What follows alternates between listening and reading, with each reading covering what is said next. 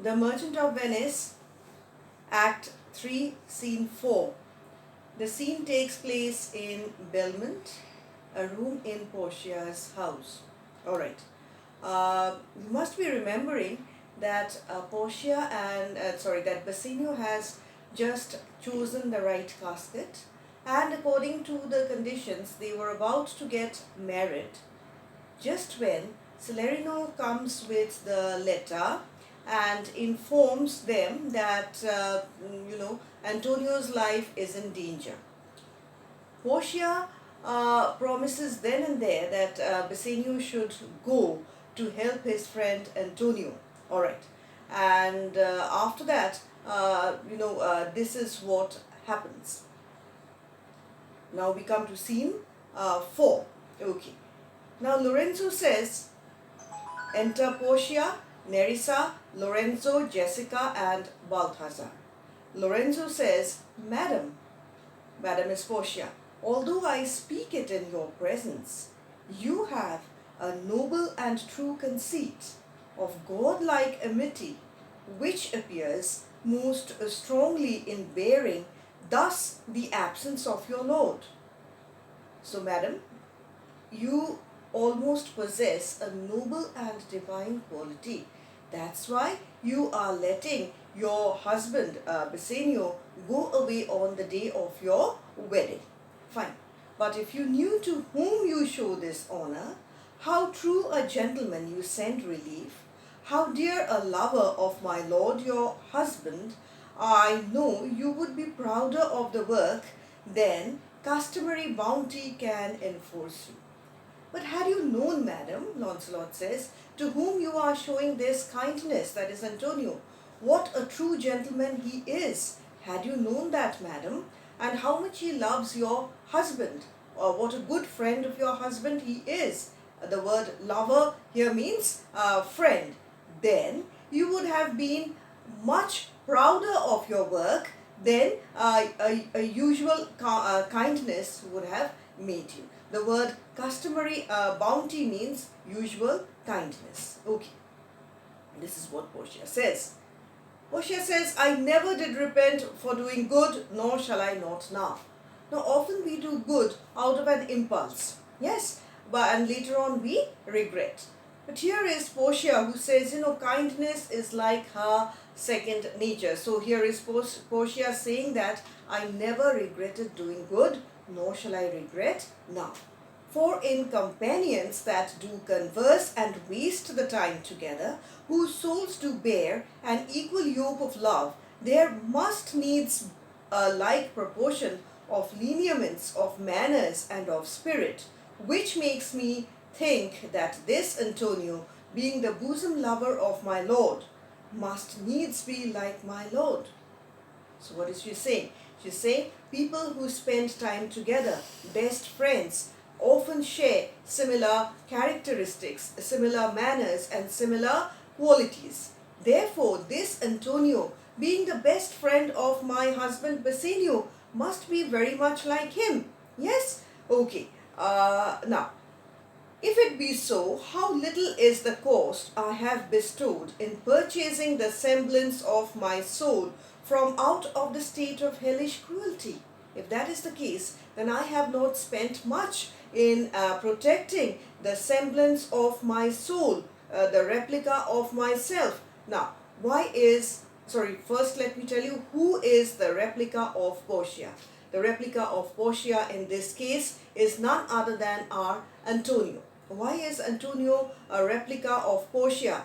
Antonio is a replica of Portia because, earlier Portia has said, friends have similar qualities. Antonio and Bassanio are friends, therefore they have similar qualities. Now, by the same rule, people who are in love and who get married, man and wife, husband and wife, will also have some similar qualities. Therefore, if Antonio is like Bassanio and Bassanio is like Portia, because they are in love, they are man and wife, then what happens? Antonio is like Portia.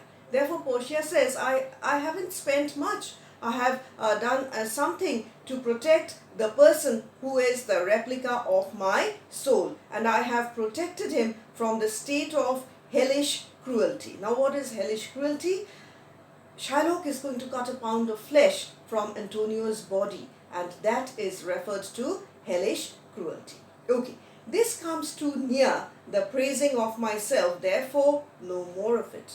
Now, if I say that I am like Antonio, yes, then Portia feels that she is praising herself. In other words, Antonio is far better than I am. Remember, Portia is a very humble person. Though she is great, she is noble, she is beautiful, accomplished, etc. But at the same time, she is very humble. Okay, now, here are the things. I'm telling you something else. Then she goes on to say, Lorenzo, I commit unto your hands the husbandry and manage of my house until my lord's return.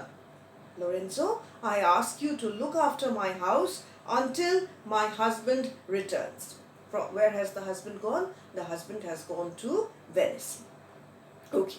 For mine own part, I have towards heaven breathed a secret vow to live in prayer and contemplation, only attended by Nerissa here, until her husband and my lord return.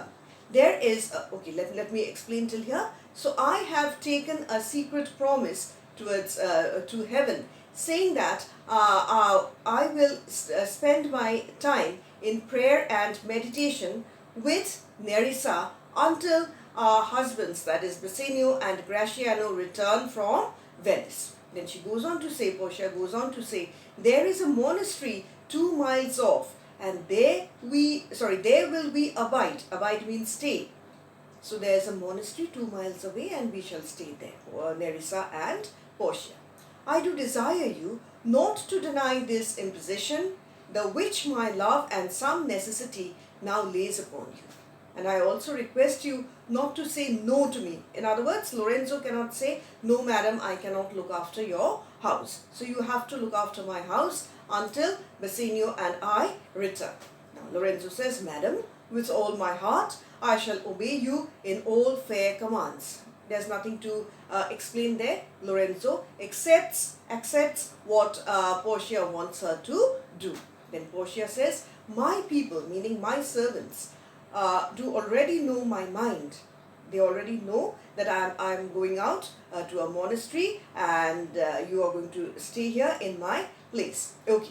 And will acknowledge you and Jessica in place of Lord Bassanio and myself. And so farewell till we shall meet again. So my servants know my will, that I am going to leave you and Jessica in charge of my house to stay here as master and mistress, and they will accept you in our position. Fine. After that, Lorenzo says, fair thoughts and happy hours attend on you. And Jessica says, I wish your ladyship all hearts content. You know, like you wish your friends when they go somewhere. Lorenzo says, fair thoughts, good thoughts, and happy times may attend you. May you have happy time, may you have good thoughts. And Jessica says that I wish your ladyship all your wishes come true. And Portia says, I thank you for your wish, and I'm well pleased to wish it back on you. Fare you well, Jessica. Here you see Portia and Jessica have become friends. And Portia says, I thank you for all your good wishes, and I am pleased to, like you say, same to you. Your friend wishes you best of luck, you say, same to you. And I wish the same for you. Yes? And bye-bye, Jessica. With that, let's take a pause. Let's divide the scene into 2 halves, and let's take a pause now.